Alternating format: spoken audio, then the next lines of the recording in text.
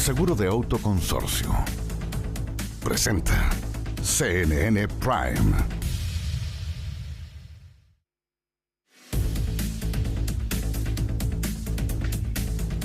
¿Cómo están? Buenas noches, bienvenidas, bienvenidos a CNN Prime. Hoy nos va a acompañar aquí en el estudio el encargado del programa económico, uno de los miembros de los integrantes del equipo económico de Evelyn Matei Gonzalo Sangüesa. Va a estar con nosotros en el estudio, así es que harto que conversar en medio de toda la polémica por las tarifas de la luz y otros temas, recortes o no, que es posible que no, presupuesto, en fin. Pero comencemos en esta jornada noticiosa con estos titulares.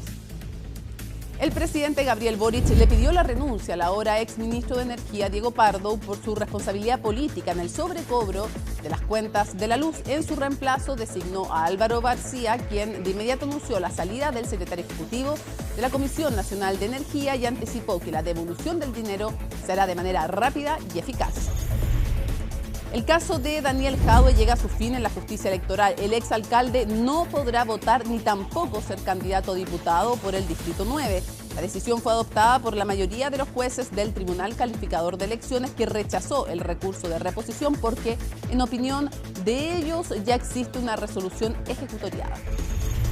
Criticando a la Fiscalía y acusándola de estar haciendo un esfuerzo importante en crear delitos. Así reaccionó el diputado Joaquín Lavín, luego de que la justicia aprobara su desafuero por los delitos de fraude al fisco, falsificación de instrumento público y tráfico de influencias, entre otros. El parlamentario anunció que va a recurrir a la Corte Suprema para intentar revertir la decisión. Y en temas internacionales, Donald Trump anunció que se reunirá con su par ruso Vladimir Putin para discutir sobre la guerra en Ucrania.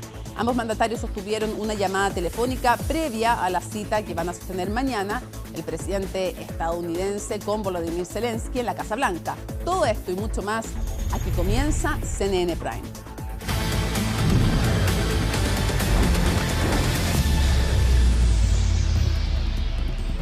Bueno, y esta tarde se realizó el control de detención del presunto involucrado en la desaparición de una joven de 19 años. Todo esto el 4 de octubre pasado. Felipe Hernández estuvo en la audiencia, nos cuenta de este caso tan llamativo, tan dramático. Te escuchamos. Buenas noches. Buenas tardes, buenas noches, no sé, nunca sé hasta ahora. Muy buenas noches, Mónica. ¿Cómo estás? Claro, porque, hoy, exactamente hoy, se cumplen 12 días de la desaparición de Krishna Aguilera. Esta joven de 19 años, tal como tú lo decías, que la última vez que se le vio fue aquella jornada del 4 de octubre en el que ella había asistido a un local nocturno. Luego de eso se le perdió su rastro y comenzó una búsqueda desesperada por parte de su familia para poder dar con su paradero. Hasta ahora no ha podido ser posible. Sin embargo, han habido avances en materia investigativa. Después de más de 10 días, finalmente se detuvo a un sujeto en las últimas horas que sería o que es sindicado como el principal sospechoso de la desaparición de Krishna esa jornada del 4 de octubre. Hablamos de Juan Beltrán. Él tiene 45 años y sería la última persona que vio justamente o que compartió con Krishna aquella jornada. ¿Tendrían algún tipo de lazo? Posiblemente. No ha podido ser acreditado ni oficializado por los organismos que están a cargo de la investigación, debido a que esta indagatoria se ha declarado en reserva. Por eso mismo es que los detalles que se han ido conociendo respecto de esto son muy mínimos.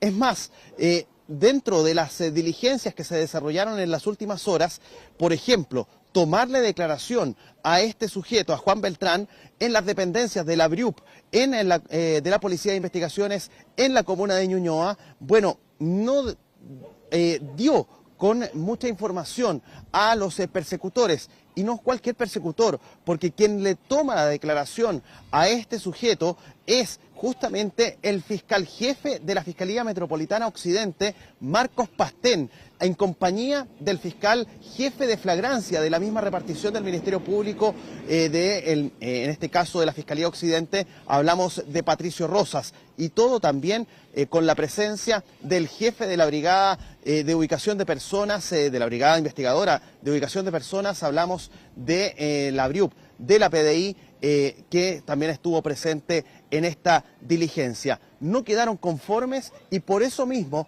es que el mismo fiscal Pastén, durante horas de esta mañana y tras esa diligencia, anuncia que se va a formalizar cargos en contra de este sujeto por 2 hechos, por 2 delitos. 1, obstrucción a la justicia y 2, por lesiones a funcionarios policiales, porque en el minuto en que este sujeto fue detenido, bueno, trató de resistirse y habría agredido a los funcionarios policiales de la PDI para evitar justamente ser retenido, detenido por parte de los organismos policiales.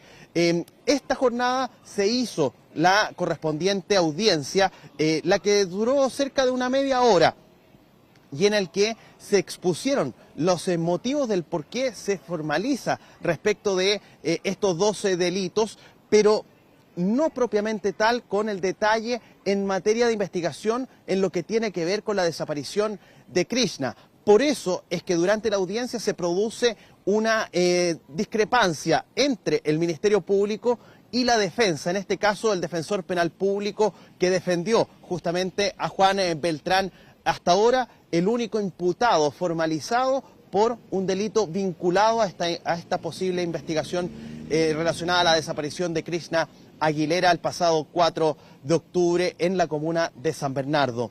Se desarrollaron diligencias, ya les voy a detallar respecto de esta situación en la jornada del día de hoy, pero escuchemos ahora las palabras que entregó tanto el fiscal Daniel Ríos como también el defensor penal público tras esta audiencia de control de detención y formalización, y donde además por parte del Ministerio Público se solicitó ampliar la detención hasta el próximo día domingo, es decir, no quedó con cautelares, sino que detenido en tránsito.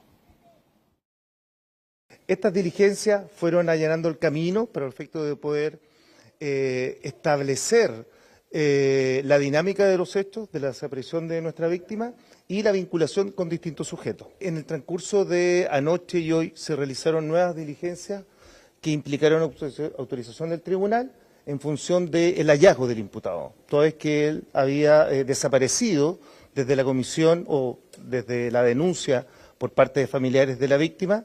Desde el inicio de la investigación se decretó el secreto, esas diligencias no puedo informar mayormente, están dando resultados, hay diligencias que todavía no se ejecutan, otras están en proceso, pero tenemos la esperanza de que ya el día domingo tendremos noticias claras del paradero. Obstrucción a la investigación sería plantar cosas que no existen, sería otro tipo de dinámicas. Acá lo que hay es omitir información nunca es una obstrucción a la investigación. La declaración de una persona puede satisfacer o no al ente persecutor, que es el Ministerio Público, pero es importante tener sumamente claro que dar su versión de los hechos, aún renunciando a su derecho a guardar silencio, aún haciéndolo sin un abogado defensor, ya sea de su confianza o un defensor público, lo único que está demostrando es la intención de colaborar en esta investigación. Él, dentro de su declaración, entrega la información que él señala que es la que conoce, y esa información para el ente persecutor aparentemente no sería suficiente. Dentro de la situación que ocurrió a propósito de la detención de Juan Beltrán en las últimas horas, bueno, se detalló respecto de un ambiente que se vive en ese momento. Él habría dicho, entre otras cosas, que él iba a cobrar, en este caso podríamos interpretar que él va a cobrar venganza por todo lo que está sucediendo a propósito de su detención, de su declaración, etcétera. El hecho de haber sido él tomado por parte de la policía, en este caso de la PDI, él anunció que va a cobrar.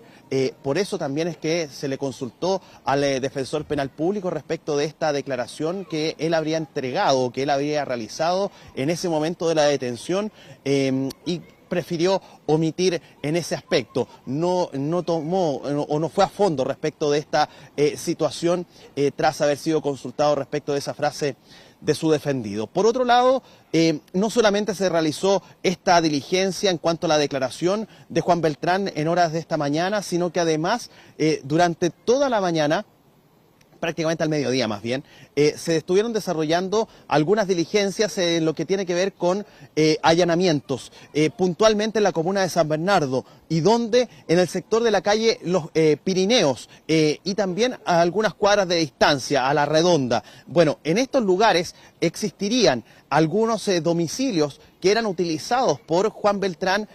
Aparentemente todo esto es materia de investigación y por una organización dedicada al narcotráfico habrían utilizado algunos domicilios para transformarlos en caletas, que es lugares donde se vende o se dispensa de droga.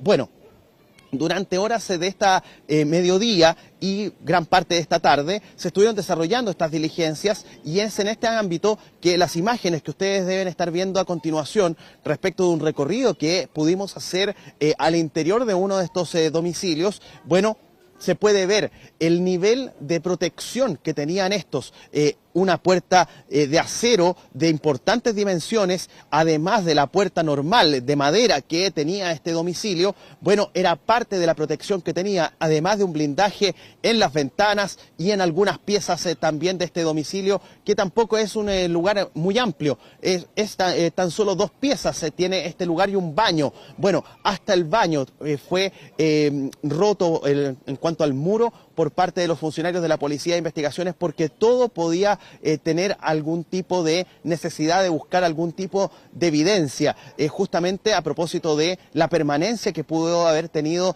este sujeto u otros en este caso.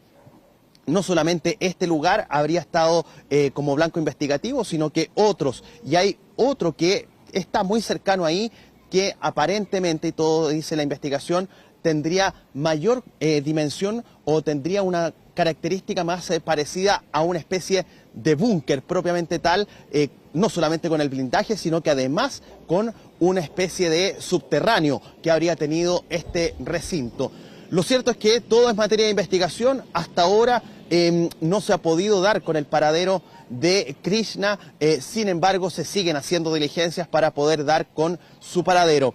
Tuvimos la chance también de conversar con el jefe comunal de San Bernardo, Christopher White, quien llegó al juzgado de garantía. En este caso, el municipio va a prestar un equipo de abogados a la familia para justamente apoyarlas en materia jurídica en esta investigación. Revisemos justamente lo que señalaba el alcalde Christopher White y su preocupación respecto de esta situación ocurrida en su comuna.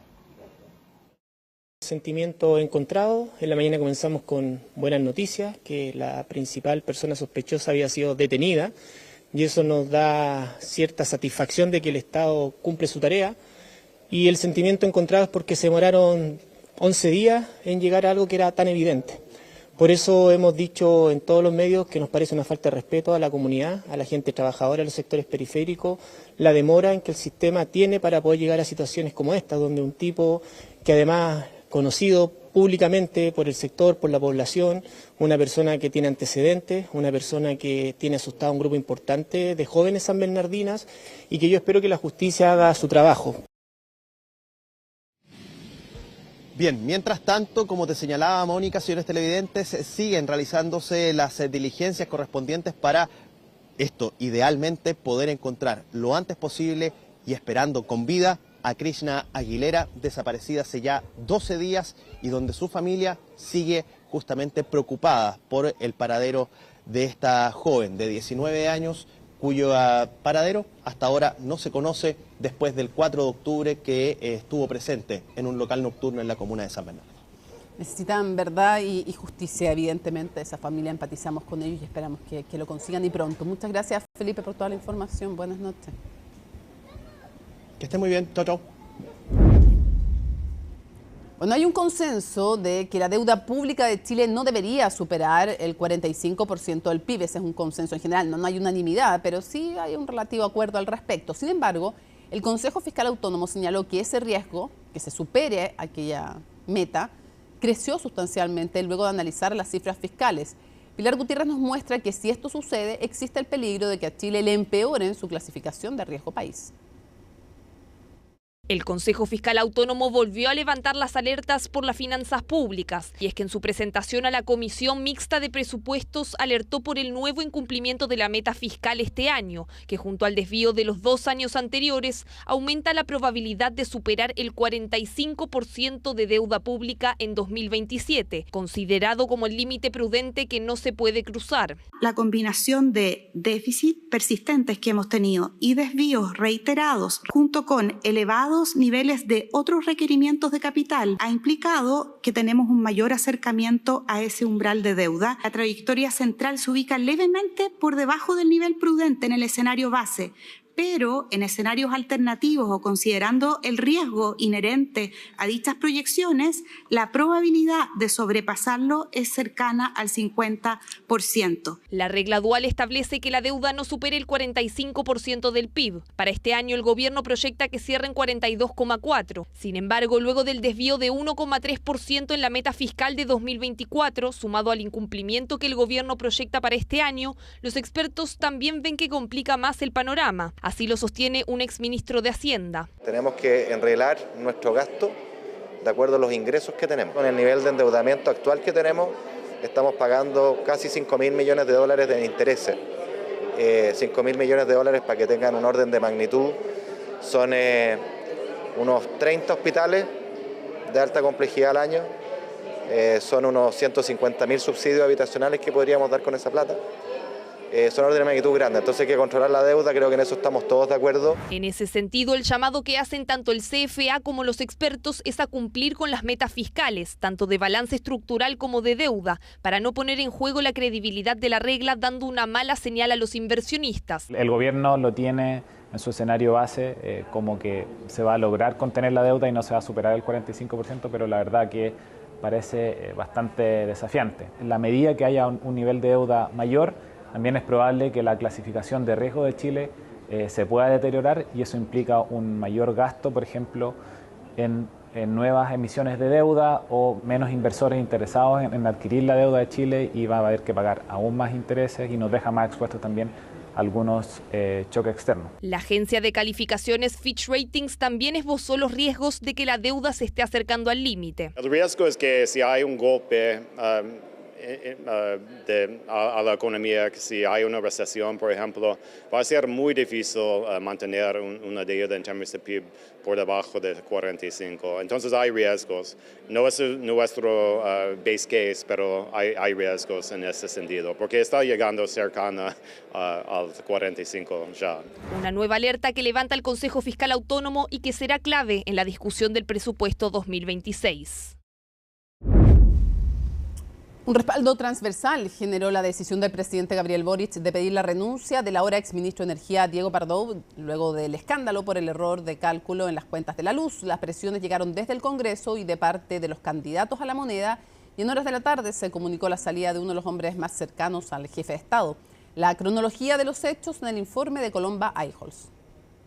9 de la mañana, y a pesar de las presiones políticas que consideraban una acusación constitucional y múltiples solicitudes de renuncia por el escándalo que desató el error metodológico en el cálculo de las tarifas eléctricas, el ministro Diego Pardo se encontraba exponiendo en el Summit Transformación Energética, donde la expectación apuntaba a obtener algún tipo de explicación sobre su responsabilidad y la eventual comunicación con el presidente Gabriel Boric, quien hasta ayer se encontraba en Italia. Nosotros hemos mantenido un contacto permanente con el presidente, igual que el resto de los miembros del gabinete. Miembros del gabinete que, a diferencia de Pardo, no estaban siendo cuestionados por el perjuicio de cerca de 116 millones de dólares que afectó los bolsillos de miles de chilenos entre 2024 y 2025. Información que se conoció a través de un informe de la Comisión Nacional de Energía, donde se originó el error de cálculo que llevó inmediatamente a parlamentarios de oposición y oficialismo a presentar medidas para compensar los sobrecobros. Aquí no solamente se requiere con urgencia que se asuman responsabilidades políticas, sino que también se le devuelva la plata a las personas y se los compense. Hemos venido a pedirle al SENAC que inicie un proceso de reparación para todos los clientes que se han visto afectados por este, comillas, error de metodología. He venido a presentar un proyecto de ley que crea un mecanismo para la devolución masiva de cobros excesivos, porque si hay algo que no podemos repetir en nuestra historia, es la devolución de los 7.000 pesos del confort. En esta ocasión tenemos que hacerlo bien y tenemos que hacerlo creando un instrumento que facilite la devolución. Pero la devolución de ese dinero no es lo único que pidieron en la arena política. Los candidatos presidenciales también se pronunciaron sobre lo que habrían hecho si hubieran estado a cargo del Poder Ejecutivo. Yo ayer mismo le habría pedido la renuncia. Si usted fuera presidente de Chile, ¿hubiera sacado inmediatamente al ministro de Energía? De inmediato. En mi gobierno, los ministros van a tener que asumir sus responsabilidades políticas. Responsabilidad que tocó la puerta del encuentro donde estaban los candidatos presidenciales y el ministro de Economía, Álvaro García, a esa hora en la Casa Central de la Universidad Católica. Me parece que es una decisión que toma el presidente y que los ministros no tenemos ni siquiera que opinar sobre el tema. Yo espero que las familias recuperen lo que gastaron y voy a dejar que el ministro Pardo, que está analizando en detalle la situación, no yo, sea quien opine. Un discurso que en cuestión de horas cambió cuando se le vio ingresando a la oficina del presidente en La Moneda. ¿Ven la reunión con el presidente? ¿Quiere reunirse con el mandatario? Una reunión que se concretó mientras Palacio informaba sobre la renuncia del ministro Diego Pardo, quien dejó su cargo sin emitir declaraciones y dar respuestas sobre cuándo le informó al presidente Gabriel Boric de la situación que finalmente lo llevó a dar un paso al costado. Lo que nos informó el exministro Diego Pardo, lo que él ha señalado públicamente, que hace algunas semanas se enteró, y el presidente de la República me preguntó. Sí, una vez se emitió el comunicado de la CNE y se publicó el informe preliminar. O sea, este martes. ¿Usted cuándo supo de este error? Porque en la mañana mencionaron que usted supo de este error en septiembre. ¿Cuándo le informó usted al presidente? No tengo nada más que agregar. ¿Se despidió de los funcionarios? ¿Se va tranquilo? No tengo nada más que agregar. Una salida luego de más de 3 años en el cargo de ministro de Energía, donde tuvo que responder, entre otras cosas, por la iniciativa fallida del gobierno titulada Gas a Precio Justo y un inédito apagón nacional registrado en febrero de este año. Bueno, estamos súper contentos porque es jueves y en estas nuevas secciones de CNN Prime es momento, como vieron, de El Día Después. Y el día después, les explicamos para quienes se van incorporando, es porque los ciudadanos y las ciudadanas tienen que vivir con las consecuencias de su voto el día después, desde que se eligen a los representantes. Sebastián Rivas, nuestro jefe digital, además nos acompaña aquí en el estudio con nuestra sección y hoy día vamos a hacer un escáner a los candidatos al Parlamento y comencemos de inmediato. Turbo en nuestra revisión. Hay un total de 205 escaños parlamentarios, ¿cierto? Porque hay 50 senadores, 155 diputados, pero solo de los 205 cargos, solo 178 están en juego, porque es toda la Cámara de Diputados y 23 cupos en el Senado. Así es, Mónica Rincón. ¿Por qué es esta diferencia? Para la gente que puede de repente no entender qué es lo que ocurre. En el caso de la Cámara de Diputados se renueva completa cada 4 años, claro. 155 cupos es bastante directo. En el caso del Senado, no. Hay regiones que van a la elección en esta ocasión y hay regiones que no porque fueron hace 4 años y el periodo dura 8. Por ejemplo, en el caso de la región metropolitana no tenemos elección de senadores, no, pues. Pero Valparaíso tiene elección, Arica, Parinacota, Tarapacá, Atacama y también por el sur tiene Maule, tiene la Araucanía y tiene Aysén. Eso es lo que hace que haya 23 cupos en la Cámara Alta, 155 en la Cámara Baja, en total 178 en todo el Parlamento. Y si vamos viendo otros números, ¿cuántos son los candidatos? Mira, esto es bien interesante porque... ¿Por qué no cuántos son los cupos y otra cosa? Para 178 cargos. Para 178 cargos hay 125 candidatos a senador, buscan estos 23 cupos, y hay 1096 candidatos a diputados, que en total son 1.221 candidatos al Parlamento, que son los que van a estar en la papeleta el día 16 de noviembre, 31 días exactos, Mónica Rincón, sí, pues desde hoy día. Estamos a 31 días. Y podemos decir algo del perfil, hombre, mujeres, edad. Mira, ahí tenemos justamente, se reeligen en el fondo, o sea, se eligen 27 de 23, claro. Se eligen 23 de 27 del Senado y la totalidad de la Cámara de Diputados, como muy bien lo ilustra la gráfica que tenemos ahí. Ya, y para que digamos un poquito el perfil.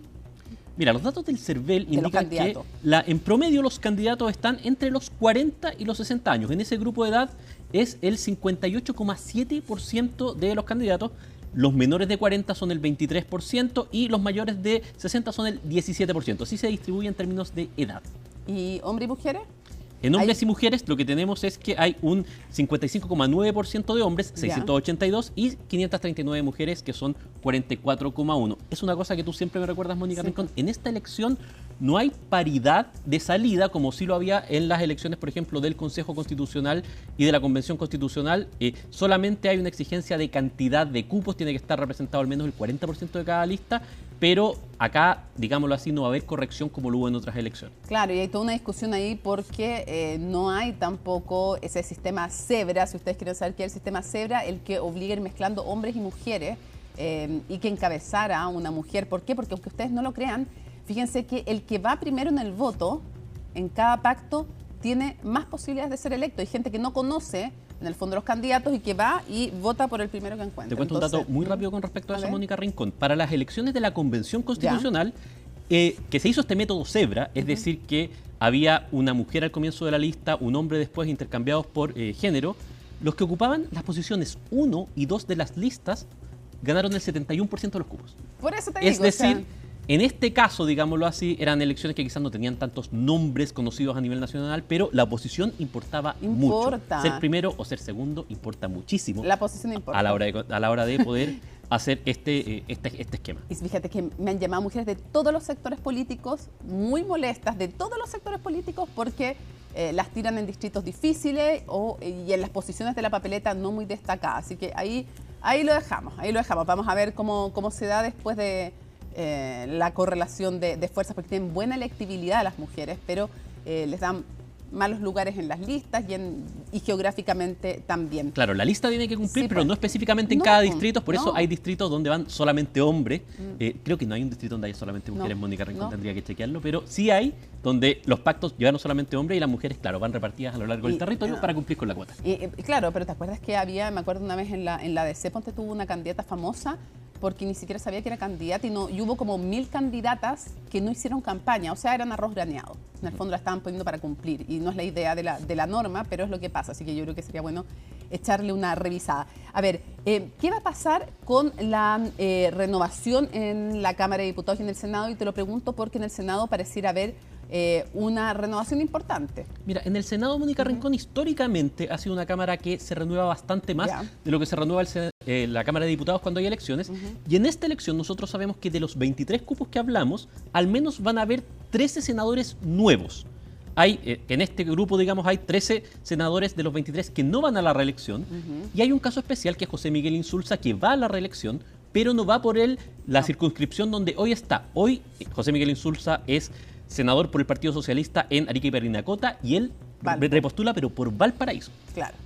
Ahora, en la Cámara, la gran mayoría de los diputados o diputadas busca la reelección o se cambia a otro cargo. En el caso de la Cámara de Diputados, Mónica Rincón, sí, efectivamente. Este es el mundo al revés de los senadores. Y decíamos que los senadores en general duran menos, además. Hay alta renovación. En la última elección, en 2021, 90 de los 155 diputados se reeligieron. 90 de los 155. 90 de los 155. Para esta elección, 116 diputados van a la reelección por su mismo cupo y en su mismo territorio. Otra cosa es que vayan a salir o no, pero van a la reelección. 116. Hay dos que van a la reelección por la Cámara de Diputados, pero en distintos territorios, y son los dos miembros de directivas de partidos de oposición. Guillermo Ramírez, presidente de la UDI, se cambia del distrito 11, el sector oriente, al distrito 9, que es Recoleta, y Diego Chalper de Renovación. Iba a competir en teoría con Daniel Jadwe, pero ya sabemos, hoy día les dimos la noticia que está zanjado, no. Y Diego Chalper, de Renovación Nacional, estaba en el distrito 15, que corresponde a la región de O'Higgins, y él justamente se mueve a el distrito 11, sector oriente. En total, si consideramos estos dos casos que van a la repostulación a la Cámara, pero no exactamente el mismo cupo, son 118 diputados de los 155 los que repostulan a la Cámara, es decir, más de 3/4 del total. Y hay, de hecho, porque algunos quieren pasar de la Cámara de Diputados o diputados al Senado, son 22, ¿no? Absolutamente. Hay 22 diputados, vamos haciendo las cuentas, aquí llevamos 140, que van a repostular por la región donde hoy día son diputados o por otra. 19 se mantienen en su misma región. Hay 3 casos donde postulan a la Cámara Alta, pero se mueven de región. 2 del Partido Comunista, Carmen Hertz, que de Santiago se mueve hacia Arica y Parinacota, y Carol Cariola, que va a postular por Valparaíso, ya también es del distrito 9, en este caso de Recoleta. Y el otro caso es Juan Antonio Coloma Álamos, que hoy día es diputado UDI por el distrito 14, la zona de Melipilla, y que va a ser candidato por el Senado en Maule.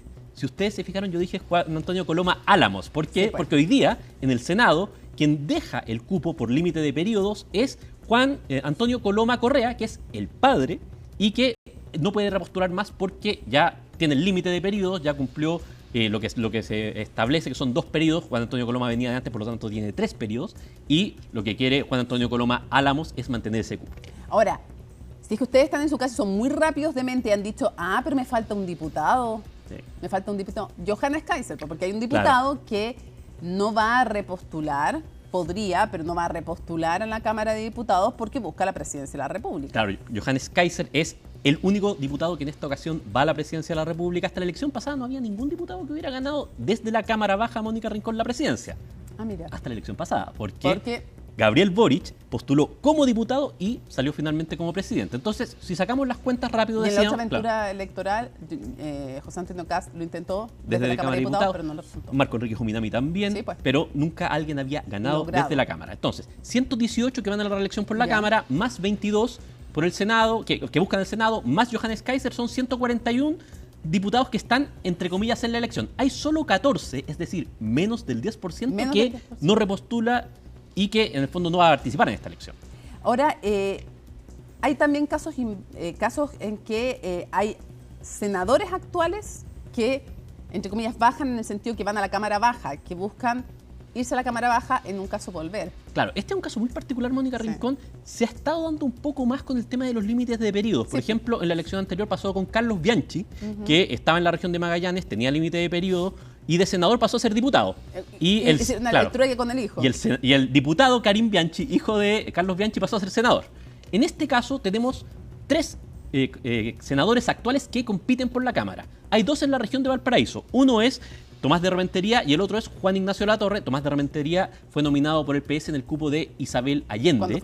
Cuando fue destituida. Los 2 son por decisiones políticas. De hecho, Tomás de Rementería era un caso bien particular porque podría haber competido por el Senado, pero iba a competir con quien es su pareja, que es Carol Cariola, que va por el Partido Comunista. Hubiera sido una pelea entre partidos. Pero además está Jaime Quintana, que de senador por la Araucanía apuesta a ser diputado porque él está cumplido con límite de periodo. O sea, esta no es una decisión política, sino que aunque quisiera postular no puede por límite, pero sí puede seguir en la Cámara Baja. Y Latorre perdió la posibilidad de repostularse con Ibáñez, por cuando hicieron estas encuestas en Valparaíso, salió mejor posicionado el diputado Ibáñez que el senador Latorre para ir a la senatorial. Claro, antes era un caso muy raro, pero hoy día es bastante más frecuente que se den estos movimientos de la Cámara Alta a la Cámara Baja. Oye, grafiquita, ¿tenemos posibilidad de ver quiénes fueron los más votados, por ejemplo, en senadores las elecciones pasadas? Sí, Mónica Rincón, tenemos que dar un dato, sí. Estamos viendo los más votados en el Senado de la elección que se renueva ahora. Esta elección es la de 2017. Sí, claro. No es la última elección porque en esa elección no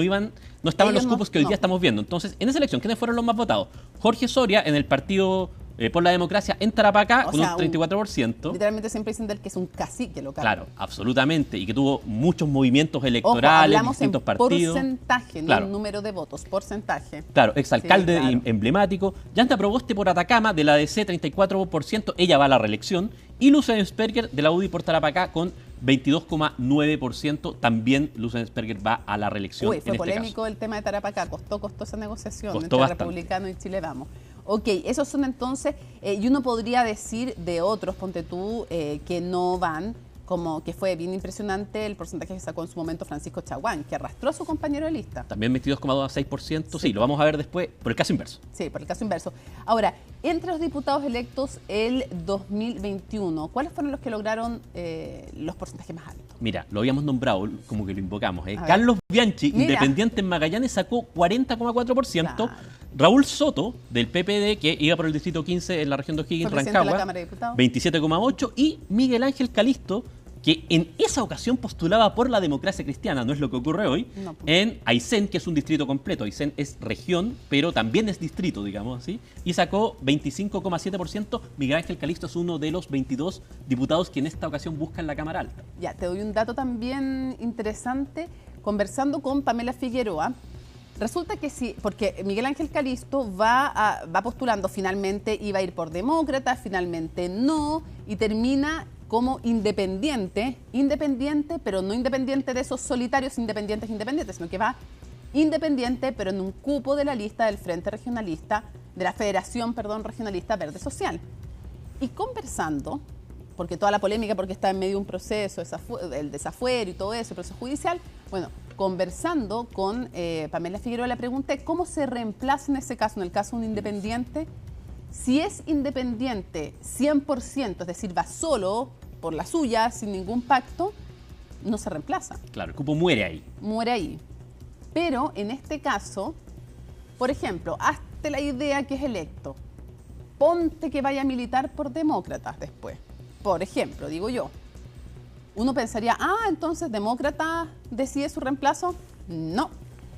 Decide el pacto, el partido que lo llevó.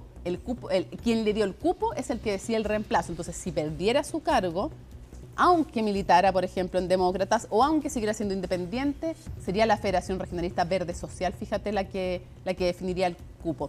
Hagamos el ejercicio inverso. ¿Los que salieron con menor porcentaje?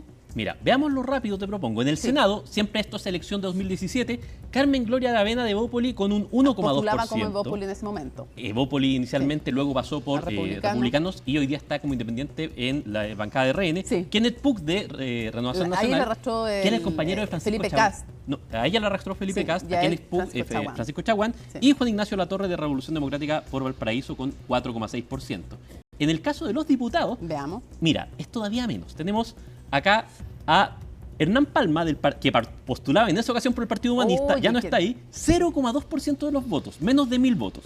Mónica Arce del Partido Humanista. ¿Quién la arrastró? Ese es el caso de Pamela Giles. Claro, 0,3. También ambos del Distrito 12 fueron arrastrados por Pamela Giles. Iban en la misma lista que Pamela Giles. Sacó para sacar 2. Que en esa ocasión iba por el Partido Humanista. Y el tercero menos votado es Andrés Giordano de Revolución Democrática, que estaba en el Distrito 9 y que fue arrastrado por Carol Cariola y Mike Torsini, que tuvieron muy buenas votaciones. Él entró con un 0,9%. Y no está ninguno de los dos, entonces ahí está complicada la cosa porque no tienen a quienes los arrastraron, entonces la tienen difícil, no está ni Cariola ni Orsini, así que para Boris Barrera y para Andrés Giordano lo tiene complicado. Pero creo que es momento de que expliquemos una cosa, Sebastián, y es cómo se reparten los cupos, porque no es que, listo, 5 cupos en disputa, los 5 más votados, esos salieron, no es así. No, y esto es una de las grandes preguntas siempre el día después, así que para que la gente entienda. Cuando uno vota por un candidato, está en realidad realizando 3 selecciones simultáneas. Por el candidato, por el partido por el que va ese candidato y por la lista en que va ese candidato. Si es un candidato independiente puro, que se llaman independientes fuera de lista, la votación de ese candidato tiene que pelear con la votación de todas las listas. Porque cuando se cuentan los votos para dividir los cupos, lo que vamos a ver primero es cuánto sacó cada lista.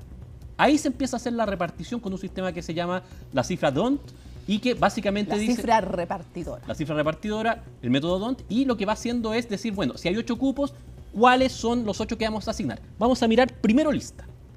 Luego que sabemos cuántos cupos asigna la lista, vamos a mirar los partidos. Entonces vemos la votación que tuvieron cada partido y, por ejemplo, ahí se suman los que son militantes de los partidos y los independientes que van en cupo de partidos. Y recién en un tercer momento, Mónica Rincón, vamos a mirar la votación de los candidatos. Claro. Por lo tanto, cuando dicen, oye, pero ¿cómo una persona salió con el 0,2%? Bueno, porque su lista sacó tanto más que las otras listas que le tocaban más cupos. Claro, y finalmente su lista y su partido superaron a primero las otras listas y luego a los partidos al interior del pacto, y por eso ocurre esto que a veces uno dice, bueno, ¿y por qué? ¿Por qué ocurre esto y por qué gente con mucha votación queda afuera? Bueno, esa es la explicación, ese es el sistema, es un sistema que pasa en varias partes del mundo, pero en el fondo eso es lo que ocurre, Mónica Rincón. Ya, y vimos entonces los candidatos que con bajo porcentaje fueron arrastrados, y hay varias cosas del Congreso actual y una de ellas es la gran cantidad de cambios de militancias que se dan una vez electos. O son independientes y después se ponen a militar, o al revés. Mira, a mí este es un dato, Mónica Rincón, que me llamó mucho la atención. A ver.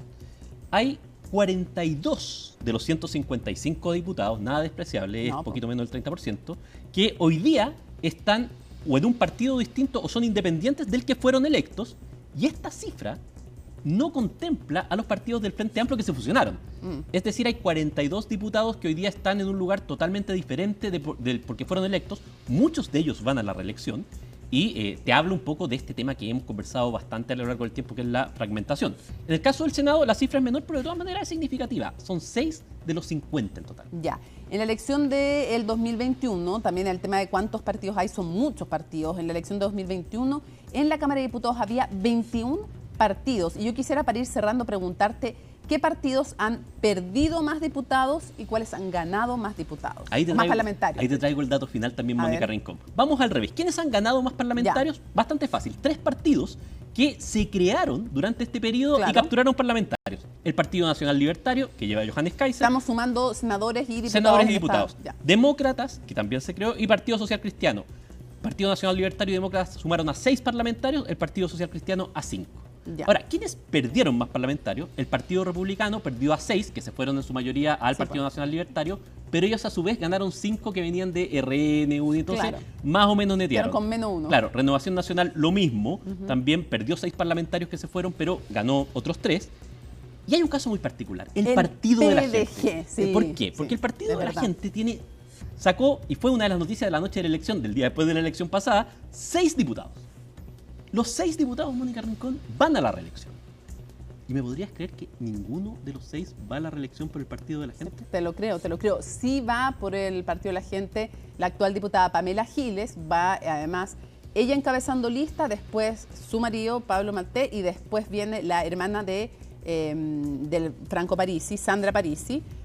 Y la duda es si van a lograr elegir 2 o 3. Exactamente. Bueno, esto es el panorama del Congreso. Mónica Rincón, la próxima semana te propongo que veamos en mucho más detalle cuáles son las batallas emblemáticas de la Cámara Alta y cómo se va a repartir, cómo está hoy día y cómo se puede repartir esta elección, que va a ser una de las cosas sin duda que vamos a ver el día después, en 31 días más, muy probablemente en este mismo centro. Me parece. Ya pues, nos vamos entonces juntos a la pausa. Vamos a estar con uno de los voceros económicos más relevantes del comando de Evelyn Matei, Gonzalo Sangüesa, nos va a acompañar aquí en el estudio, mucho más que contarles. Pausa y regresamos.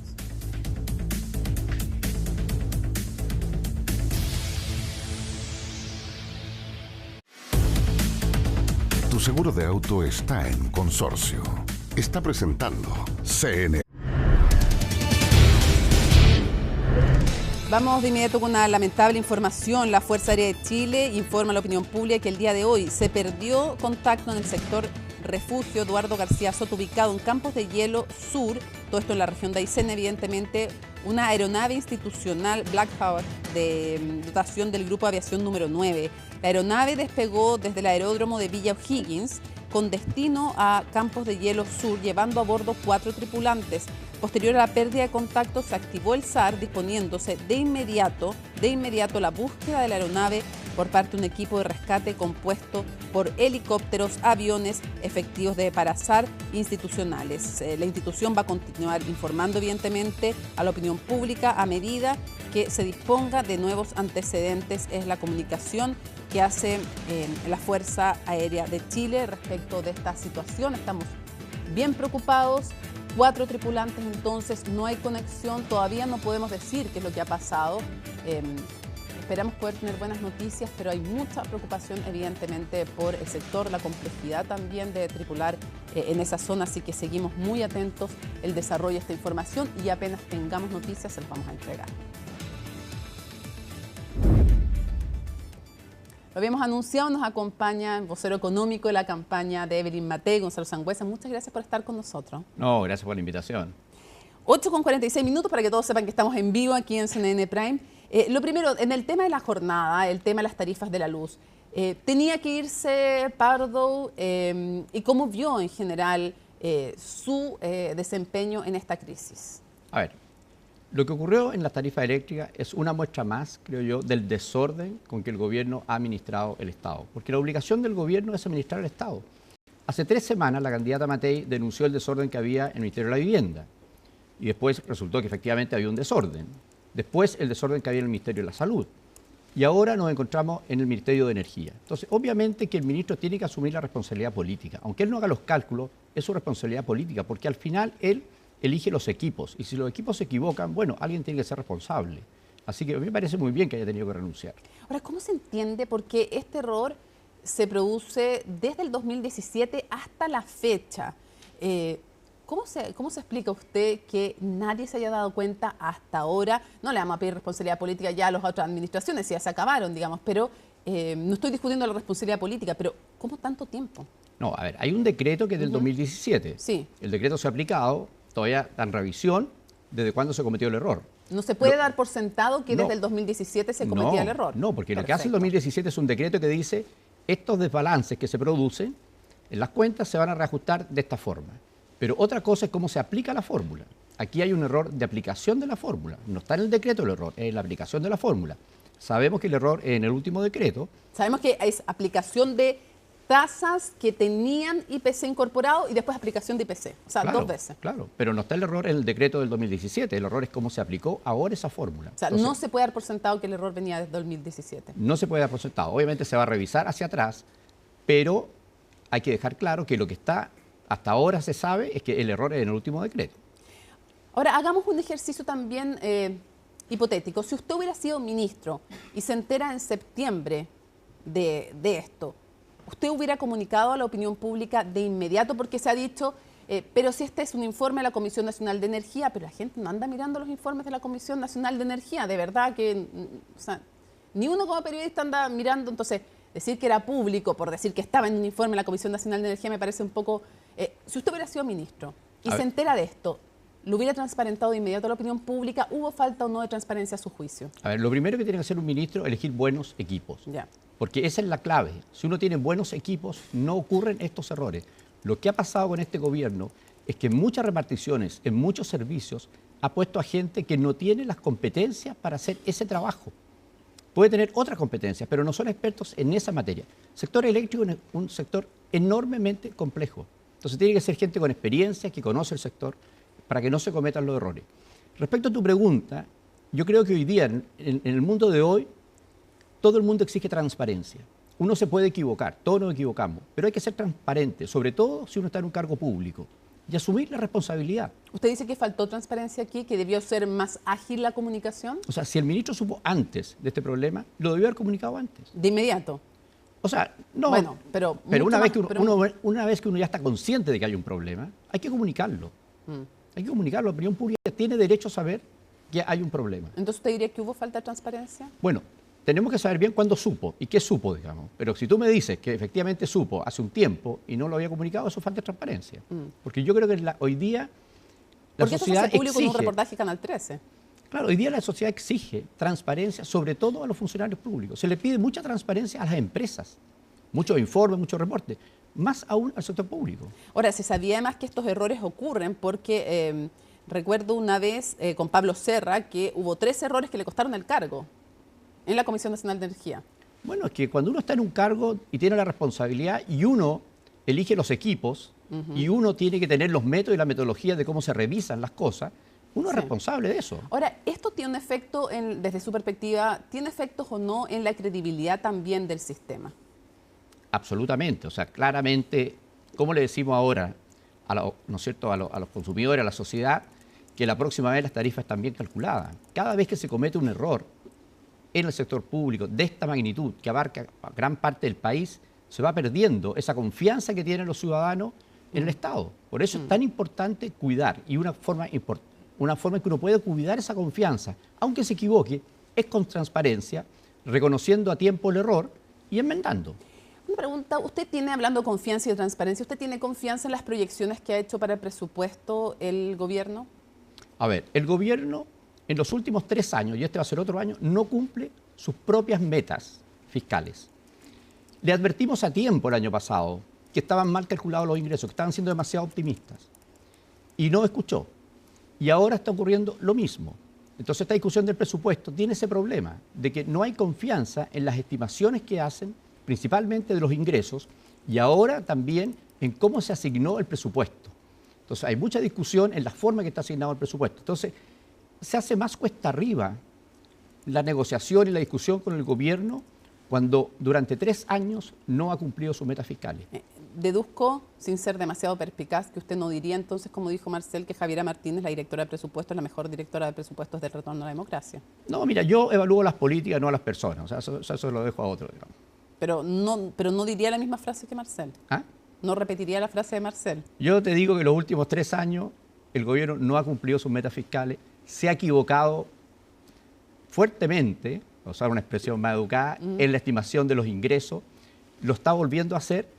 Y yo dije hace unos días atrás, cuando revisé el presupuesto, que esto pone en riesgo la situación fiscal de Chile porque estamos llegando muy rápido al límite de la deuda, lo que se conoce como la deuda prudente. Entonces, que es el no más allá del 45%. 45%, efectivamente. Ya, decía hoy día Jorge Quiroz, a raíz del informe del Consejo Fiscal Autónomo, quien no sepa, Jorge Quiroz, el encargado económico de José Antonio Kast, que la estimación del Consejo Fiscal Autónomo es que con un 1,1% de déficit estructural hacia el 2028 vamos a haber pasado, si mantenemos ese déficit estructural, el 45% del techo de la deuda. Indirectamente les hacía una crítica a ustedes que estiman un 1,1% del déficit estructural.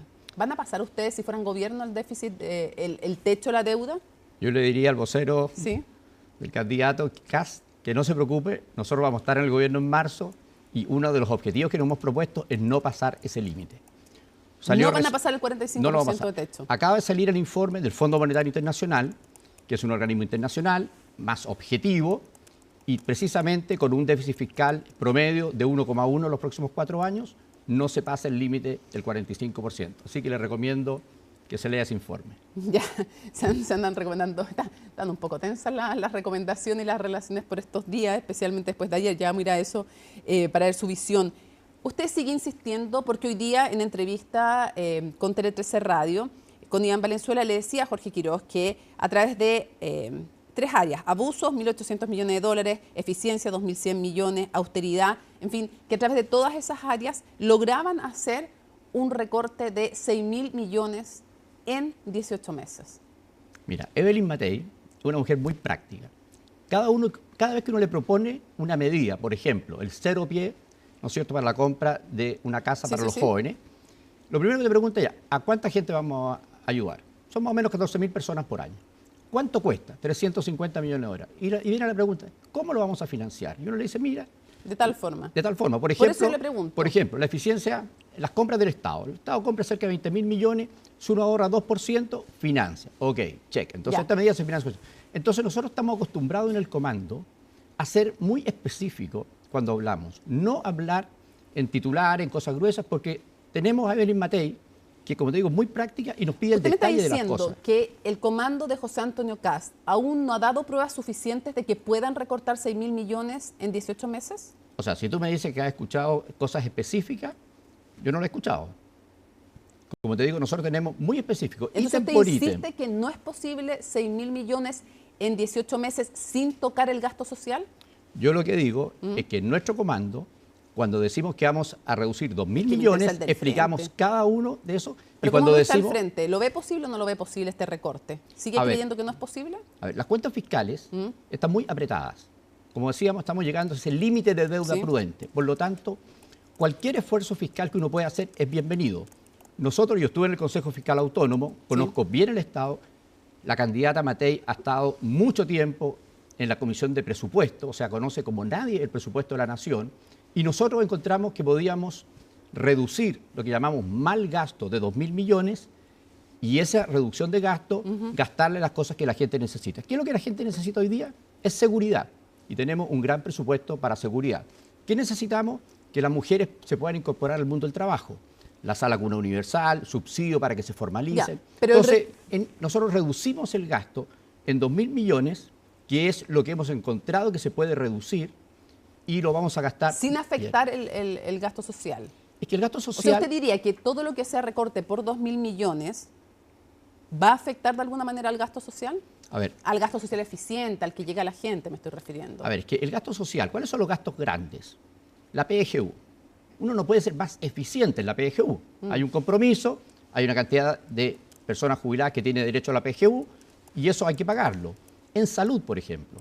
En salud puede ser que haya que mejorar el gasto en salud, pero no sobra plata en salud.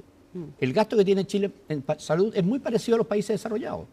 Por lo tanto, ahí uno no puede recortar, puede hacer más eficiente ese gasto para reducir, por ejemplo, las listas de espera. Nosotros tenemos un compromiso que las listas de espera en cáncer principalmente las vamos a reducir fuertemente. Por eso, entonces la deducción que yo hago de lo que usted me dice es que todavía no tiene usted claridad de que sea posible esta reducción, porque la promesa de José Antonio Kast de su programa es 6.000 millones reducidos en 18 meses sin tocar el gasto social. Yo creo que tú has hecho una buena deducción de lo que yo he dicho. Ya, o sea, no lo ve posible todavía. Ok, no me estoy equivocando. No te estás equivocando. Ya. ¿Usted es partidario de hacer modificaciones en la reforma previsional respecto del préstamo, el préstamo que van a hacer los trabajadores al Estado para lograr mejorar las pensiones actuales? A ver, eso no tiene ningún efecto, porque hoy día lo que hay es que las personas... No entiendo, ¿qué cosa no tiene efecto? No tiene un efecto práctico lo que se está proponiendo. Esta idea del chao préstamo. Sí, no tiene efecto práctico. No tiene ningún efecto práctico eso. Porque, ¿qué se hace hoy día? Uno coloca su parte de su cotización en un fondo y el Estado se lo va a pagar cuando uno jubile. Y lo que le están diciendo es que no, que básicamente lo que quieren hacer es que sea una deuda del Estado, porque el Estado se va a tener que endeudar. Pero vamos a desfinanciar una política pública, que es esa compensación que hay por año cotizado, que se empieza a pagar en enero. Porque hoy día está garantizado el financiamiento de largo plazo. La propuesta que se está haciendo es que cada año en la ley de presupuesto vamos a tener que discutir esa glosa. Entonces, ¿qué vamos a ganar? No vamos a ganar nada. Y yo creo que esto está bien financiado. Entonces nosotros creemos que es una política que no tiene mucho sentido realmente. Es una deuda del Estado de alguna manera que tienen con el cotizante. Está muy tensa la relación. Usted será vocero económico, pero está todo el día en el comando. No sé si todo el día, estoy exagerando, pero usted está súper metido en la campaña. Y en el mismo lugar donde está usted, Ruth Hurtado, le pregunté por quién votaría Jaime Guzmán si estuviera vivo, por quién creía ella.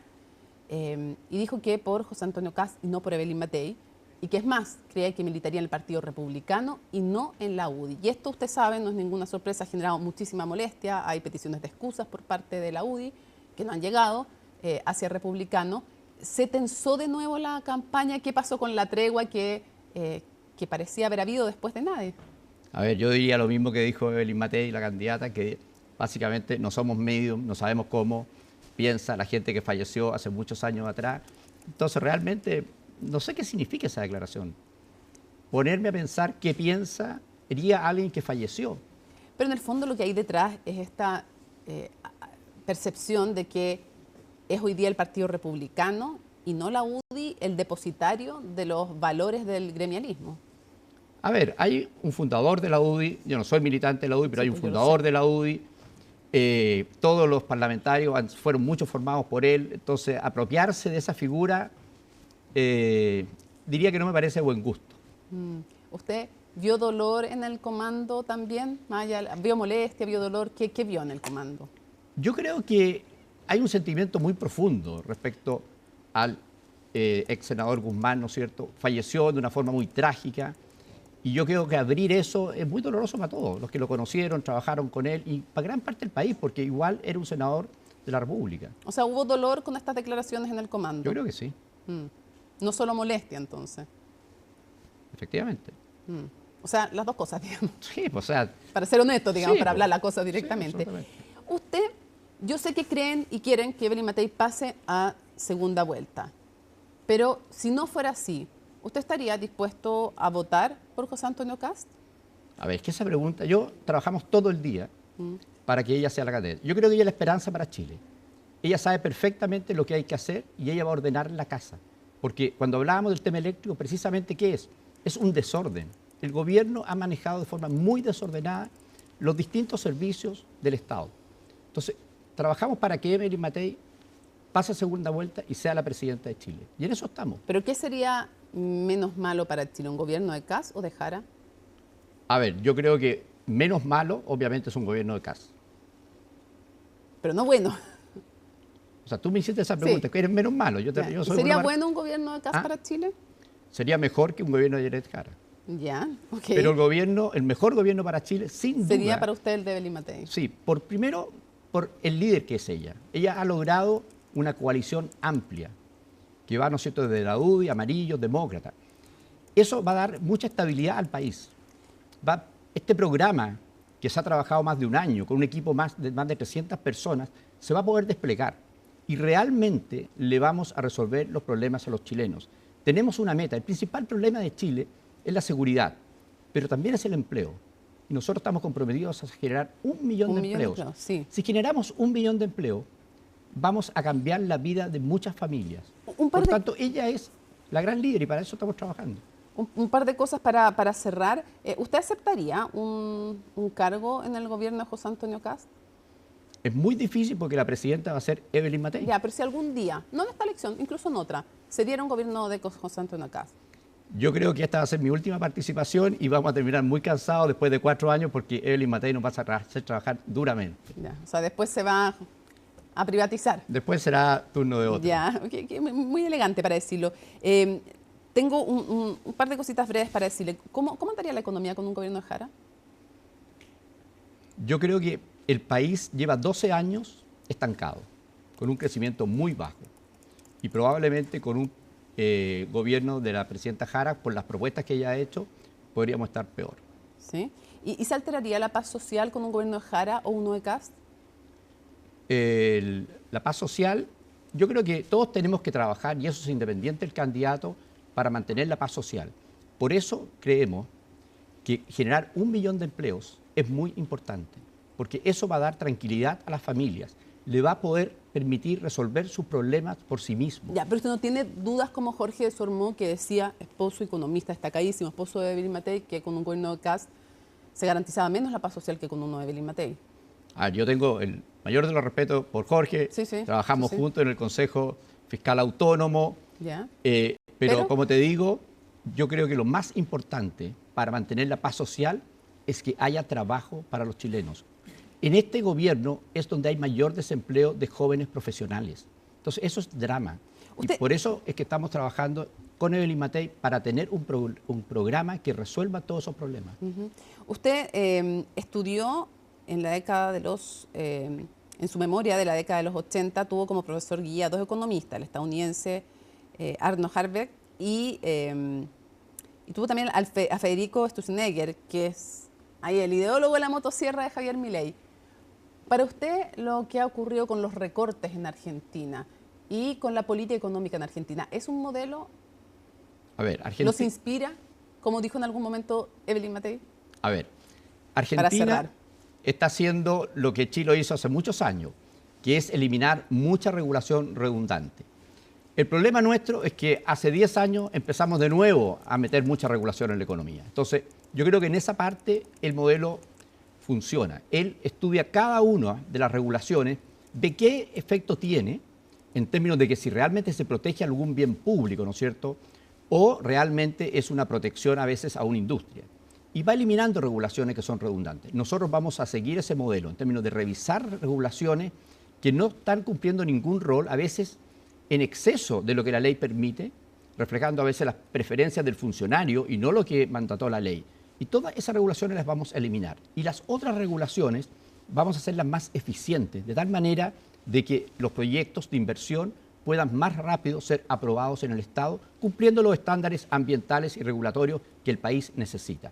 Así que esa parte de la política económica argentina que dirige Federico Sturzenegger, yo creo que hay cosas que nosotros podemos copiar. Lo otro no. Yo creo que los otros problemas nosotros no los tenemos. Nosotros no tenemos esos problemas inflacionarios, no tenemos esos problemas de balanza de pago. Entonces hay muchas cosas del modelo argentino que nosotros no tenemos hoy día. Lo único que tal vez tenemos parecido a ellos, pero en mucho menor proporción, es un exceso de regulación. Y eso lo vamos a eliminar. Porque los últimos 10 años la inversión no ha crecido. Ahora decimos que hay un boom de inversión, solo hay inversión minera. Y sabemos que el precio del cobre en los niveles en que está. Pero el resto de la economía no hay inversión. ¿Y por qué no hay inversión si hay proyectos? Porque no se aprueban. Entonces nosotros tenemos que eliminar el exceso de regulación, acelerar esos procesos. La presidenta ha dicho que va a poner una oficina en la presidencia y se va a preocupar de esos 240.000 empleos que están disponibles si se aprobaran esos proyectos de inversión. Va a cambiar Chile a partir de marzo. Gonzalo Sangüesa, muchísimas gracias por habernos acompañado en CNN Prime con esta mirada económica respecto de la elección presidencial. No, gracias por la invitación. Que esté muy bien. Buenas noches. Bueno, con el objetivo de compensar a las familias por un cobro injusto lo antes posible, así llegó el nuevo viceministro Álvaro García a la cartera de Energía tras el terremoto político que gatilló la salida de Diego Pardo. Dicha compensación comenzaría en enero, pero paralelamente se van a llevar adelante una serie de auditorías para identificar cómo se dio el error de cálculo y quiénes sabían de él. Los detalles en el informe de Macarena Román. Debió llegar directo desde el grupo 10 de la FACH, proveniente de Roma a La Moneda. El presidente Gabriel Boric tuvo que tomar decisiones de inmediato en territorio nacional. Al presidente de la República, Gabriel Boric, que ha aceptado la renuncia del ministro de Energía, Diego Pardo. Se hace oficial entonces lo que habíamos comentado durante la mañana. Una renuncia que se materializó luego de conocerse un doble cobro inflacionario en las cuentas de la luz. En concreto, desde 2017 que se aplica una metodología que combina la variación del IPC con una tasa de interés nominal que ya consideraba dicho indicador. El resultado, un pago extra en tarifas eléctricas que en total pasa los 100 millones de dólares. Apenas nos dimos cuenta en esta fijación semestral. ¿En esta? Exactamente. ¿Y en los últimos 2 años no se dieron cuenta? Lo corregimos. De acuerdo, lo corrigen ahora. ¿Por qué no se dieron cuenta antes? Como le digo, porque los equipos técnicos estaban más focalizados en la implementación de las leyes de descongelamiento. Enfoque que, al igual que al exministro Diego Pardo, le costó la salida al secretario ejecutivo de la Comisión Nacional de Energía. Si bien fue un error que viene desde hace 8 años, en 2024 y 2025 se hizo tangible luego del descongelamiento de las tarifas eléctricas. Lo cobrado de manera injusta por el problema metodológico que tenía la Comisión Nacional de Energía es algo que se tiene que materializar, evidentemente, en las futuras cuentas de la luz. Esa materialización llegaría recién en enero del próximo año con la fijación de precios de nudo promedio del sistema eléctrico nacional del primer semestre. Hay un informe preliminar que todavía tiene que llegar a ser un informe definitivo que vaya a toma de razón y que se transforme en la medida y la metodología que se establezca a partir de enero del próximo año. De confirmarse, la disminución de la cuenta de la luz dependerá del lugar donde reside y se estima que irá entre 1 y 8%. En Copiapó, por ejemplo, y con información preliminar, en un hogar donde se pagan 100.000 pesos de luz, podría tener una rebaja de 7.000 pesos. La instrucción del presidente es compensar a las familias por este cobro injusto lo antes posible. Y mi tarea ahora es identificar ese canal lo más rápido posible. ¿Cuál va a ser? Lo voy a anunciar apenas lo identifique. Será quizás el desafío más importante que tendrá el nuevo biministro de Economía y Energía. Eso mientras el Servicio Nacional del Consumidor también evalúa medidas en cuanto a las empresas distribuidoras. Es un informe preliminar, pero si nosotros llegamos a la convicción con ese informe o con otros antecedentes de que es necesario hacer reembolsos a los consumidores o eventualmente otras reparaciones, nosotros vamos a tomar las decisiones que correspondan. Desde la Contraloría ya tomaron una decisión sobre comenzar una auditoría a los procesos de la Comisión Nacional de Energía, donde se gestó el error de cálculo. Desde el gobierno, en tanto, anunciaron una auditoría interna también en dicha comisión. Creo que ha habido también una actuación de mala fe por parte de la empresa y creo que es importante que el ministro García también indague esa arista, esa dimensión del problema que ha castigado a las familias chilenas. ¿Cuál va a ser el rol fiscalizador nuestro frente a las empresas distribuidoras? Yo insisto, ellas debiesen haber sabido, y estoy convencido que sí conocían, este mayor cobro que se le está produciendo a los clientes. En el Congreso, en tanto, confirmaron una comisión investigadora por este tema que finalmente provocó un alza en el costo de la vida en nuestro país, hecho que no solo tuvo repercusiones económicas, sino que también políticas. El Pleno de la Corte de Apelaciones de Santiago acogió la solicitud de desafuero en contra del diputado Joaquín Lavín León. La defensa del parlamentario investigado por al menos 6 eventuales delitos ya anunció que va a apelar ante la Corte Suprema. El informe es de Miguel Ángel Araya. El Ministerio Público. Les pido por favor que me respete lo que estoy diciendo. Una vez que salga el veredicto, si es que lo hay hoy día de hoy, voy a referir algunas palabras. Antes de eso le pido que me esperen, por favor. ¿Ya? Resolución que llegó y puso un paso más cerca de la formalización al diputado ex UDI Joaquín Lavín León, luego de que la Corte de Apelaciones de Santiago concediera el desafuero solicitado por el Ministerio Público en contra del legislador investigado por delitos de corrupción. Una audiencia que fue reagendada en 3 ocasiones, considerando que había sido solicitada el pasado 28 de junio y que duró cerca de 4 horas, con las presentaciones realizadas por la Fiscalía Metropolitana Oriente, el Consejo de Defensa del Estado, el Servicio de Impuestos Internos, la Municipalidad de Maipú y la defensa del parlamentario.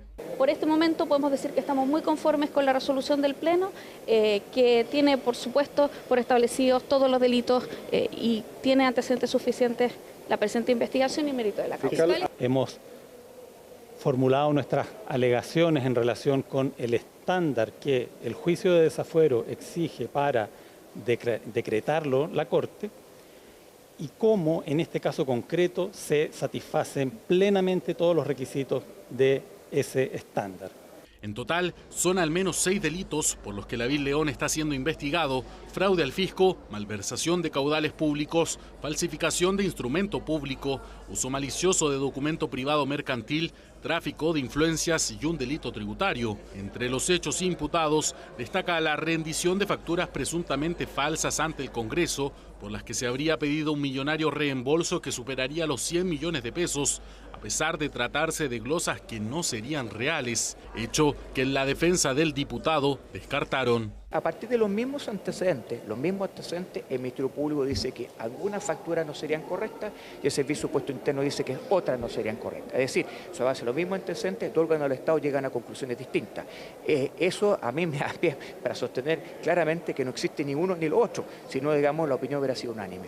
En este caso se trata de un perjuicio fiscal de cerca de 112 millones de pesos aproximadamente, el cual puede ser ampliado y será ampliado de conformidad a la nueva querella del Servicio de Impuestos Internos, que aumenta el perjuicio fiscal debido justamente a la declaración maliciosa que se hizo de renta de los años 2018-2020. La exalcaldesa Katy Barriga también ha sido nombrada en esta lista por presuntamente haber transferido a su esposa cerca de 10 millones de pesos provenientes del CERVEL en base a su declaración de gasto en campañas, lo que daría cuenta de otra ilegalidad. Nosotros estamos con el mandato del alcalde de perseguir los hechos ilícitos que ocurrieron en la comuna de Maipú, caiga quien caiga.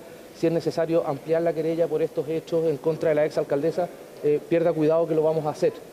Hoy día estamos a puertas de la fase final de la causa contra la exalcaldesa.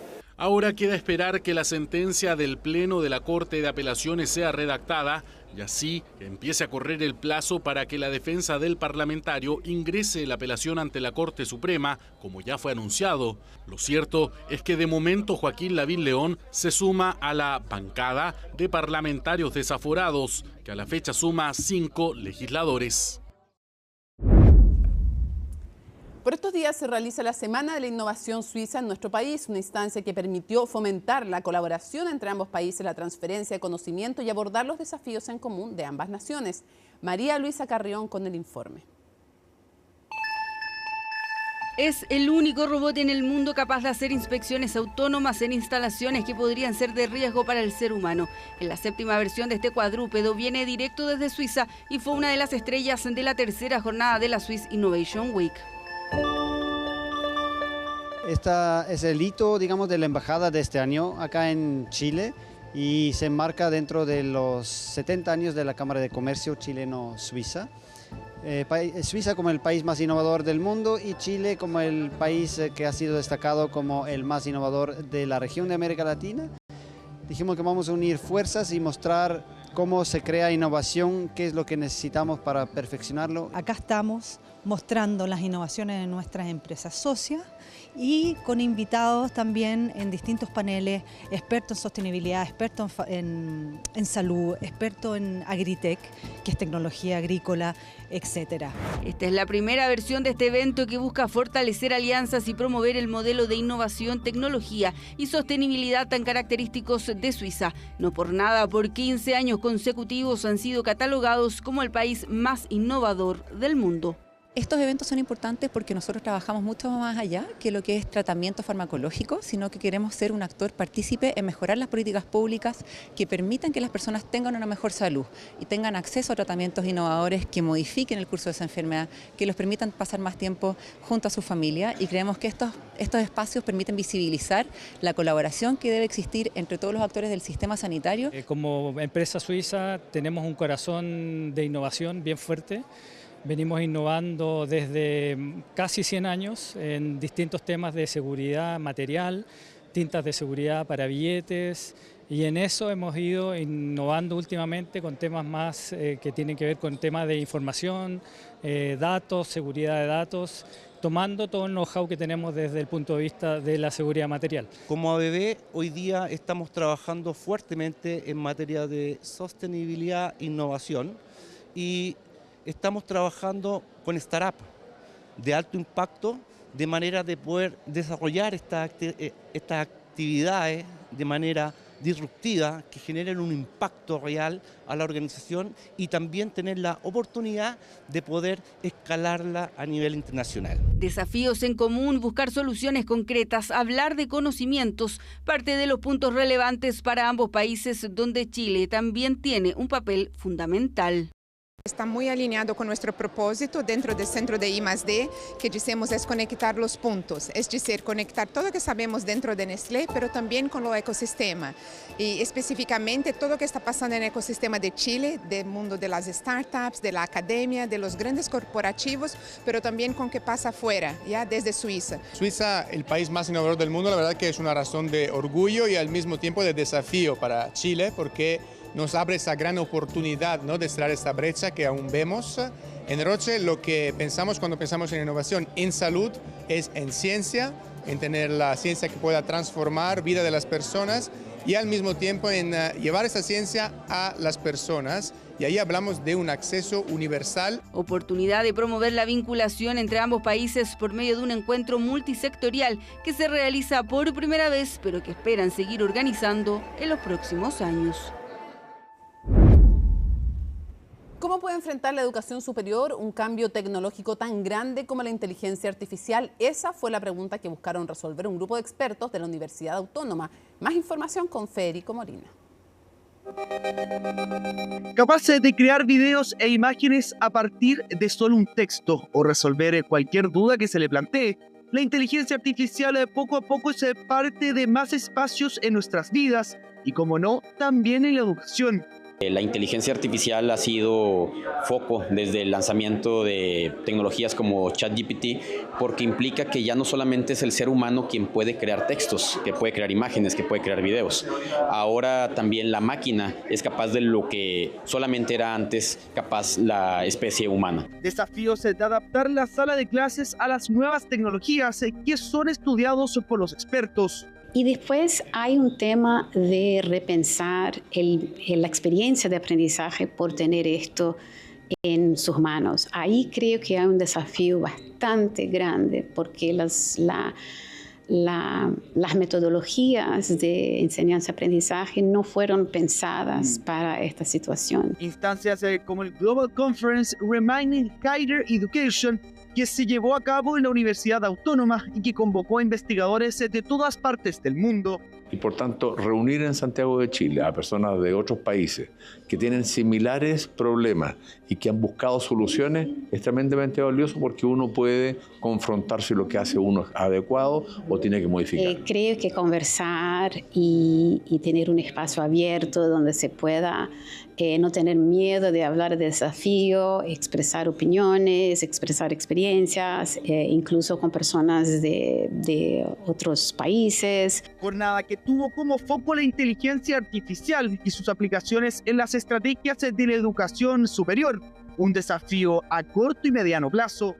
It's extremely important. It's going to affect absolutely everyone. It doesn't matter what your education level is. It doesn't matter, anything. It's going to affect all of us. Antes la educación daba certezas, hoy día la educación tiene que preparar a los alumnos para la incerteza. Y la incerteza está dada porque el mundo está cambiando, hay otras relaciones políticas mundiales, porque la educación está cambiando, porque ya no se necesita tanto la memoria, sino que otras destrezas. Y es que esta nueva tecnología parece avanzar día a día, mostrando nuevas funciones y aplicaciones. De tal manera que sí, se trata de algo incierto, algo que es difícil que alguien pueda pronosticar hasta dónde va a ser capaz o con qué velocidad va a suceder. Lo que sí es importante que las diferentes industrias, incluyendo la educación, nos mantengamos muy expectantes de qué es lo que surge y cómo podemos aprovecharlo de manera estratégica. Preocupaciones por los límites que puede alcanzar la inteligencia artificial, que incluso han llegado al Congreso, en donde esta semana la Cámara despachó al Senado el primer proyecto de ley que busca regularla. Avanzar hacia un marco regulatorio de la inteligencia artificial es una necesidad para nuestro desarrollo económico, para la protección de los derechos fundamentales de las personas. Encuentros que buscan relevar el desafío que tiene hoy en día la educación, en una época en donde lo imposible se hace posible. Muy buenas noches, partimos la revisión de las noticias internacionales en Conexión Global en CNN Prime. Y vamos a partir con estas imágenes de Volodymyr Zelensky, el presidente de Ucrania, quien ya llegó a Estados Unidos, pues mañana se va a reunir con el presidente Donald Trump en la Casa Blanca, donde va a buscar más apoyo militar. Ucrania busca mayor defensa aérea y misiles de largo alcance, entonces, para continuar con esta guerra contra Rusia, que ya va a cumplir el 4º año. Y Donald Trump estaría considerando enviar estos misiles que ustedes ven en pantalla, los misiles de largo alcance Tomahawk. Y estos serían muy importantes para Ucrania porque alcanzan una distancia de 2.500 kilómetros. Es decir, Ucrania podría atacar objetivos dentro de Rusia si es que Estados Unidos entonces le envía estos misiles Tomahawk. Donald Trump ha dicho que está considerando la idea para presionar a Vladimir Putin. De hecho, esto ya es un tema que preocupa al gobierno ruso. Hoy además Donald Trump habló por teléfono con el mandatario ruso Vladimir Putin y acordaron reunirse en una semana o dos en Budapest. Hoy le preguntaron al presidente estadounidense si en esta llamada entonces habían hablado de la posibilidad de entregarle estos misiles Tomahawk a Ucrania. Y esto fue lo que respondió Donald Trump. Le dije, ¿te importaría si le diera un par de miles de misiles Tomahawk a tu opositor? Le dije eso a él, de esa manera. No le gustó la idea, realmente no le gustó la idea. Los misiles Tomahawk son un arma viciosa, ofensiva, increíblemente destructiva. Nadie quiere un Tomahawk dirigido a ellos. Vamos rápidamente a Perú porque se han registrado manifestaciones violentas, hay una crisis política. La semana pasada salió la expresidenta Dina Boluarte y asumió el presidente del Congreso, José Geri, pero esto no calmó los ánimos y ayer se registró una manifestación que terminó con un hombre de 32 años muerto. ¿Qué dijo el actual gobierno? Lo vemos en el informe de Maximiliano Araya. El descontento social en Perú crece, la vacancia de Dina Boluarte no calmó a la ciudadanía y la elección de Geri tampoco.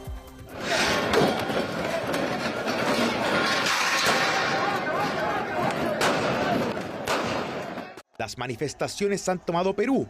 Lo que comenzó siendo una protesta pacífica terminó con un muerto identificado como Eduardo Ruiz y más de 100 heridos, de los cuales 24 son manifestantes y 78 son efectivos policiales. Mis primeras líneas son para lamentar el fallecimiento el día de ayer de Eduardo, un joven de 32 años. El día de ayer se inició una expresión ciudadana legítima que lamentablemente en el transcurrir de las horas algunos sectores tenían una agenda de generar caos. Villanas que han utilizado, le ha caído en el rostro de nuestra policía. ¿Eso qué es?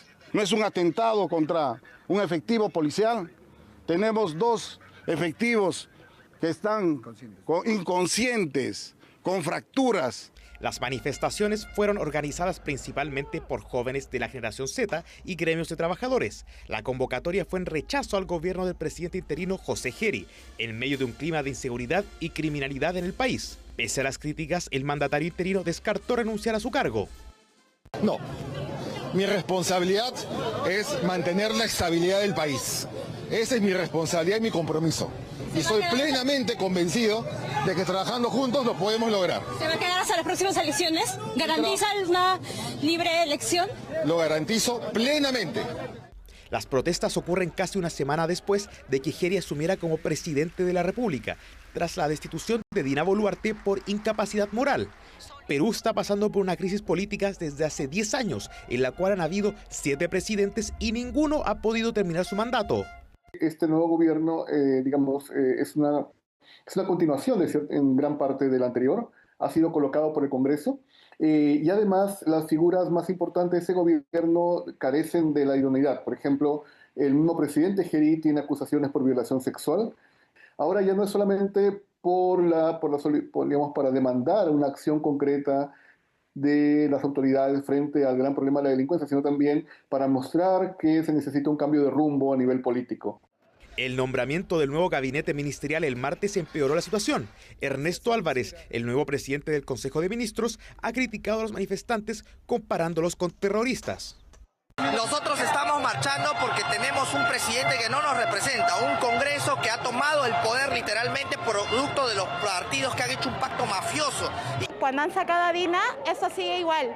Siguen las extorsiones, sigue el sicariato, la policía no hace nada, ustedes han sido testigos, la policía sigue reprimiendo a la gente que ha venido a ejercer su derecho. El mandatario interino lamentó la muerte de uno de los manifestantes y sobre la violencia registrada culpó a un grupo reducido de personas a quienes acusó de promover la violencia. Imágenes históricas porque Uruguay aprobó por primera vez en América Latina la ley de eutanasia. El Senado habilitó la muerte digna en casos de enfermedad incurable y sufrimiento extremo. Uruguay se convierte entonces en el primer país de América Latina en legalizar la eutanasia mediante el trámite parlamentario, dado que Colombia y Uruguay, por ejemplo, está despenalizado pero a través de fallos de la Corte Suprema. Hace historia entonces Uruguay y legaliza la eutanasia. Nos vamos rápidamente a la pausa, pero ya sigue Mónica Rincón con CNN Prime. Que esté muy bien. Chao. Vamos terminando CNN Prime. Hoy día es día de Aquí se debate, así que en unos minutos más nos vamos a encontrar. Está estupendísimo Julio Martínez, Felipe Vidal, Rosa Catrileo, Rodrigo Rettig en el panel para conversar, para debatir. Así que promete ese programa. Y hoy día en especial les dedicamos este noticiero a los profesores, a las profesoras. En su día son fundamental en la vida de nuestros hijos, en la nuestra, son parte importante de lo que somos hoy día, así que un tremendo homenaje para ustedes y en especial para ti, Luisa, mi mamá, como profesora también, que formaste a tantos y a tantas, y también a mí y a mis hermanos. Así que un besito para mi mamá, profesora de castellano, así que en tu nombre, para todos los profesores y profesoras de este país, nos sacamos el sombrero por ustedes. Terminamos entonces, jueves 16 de octubre, así estuvo nuestro país y el mundo. Somos CNN Chile. Buenas noches.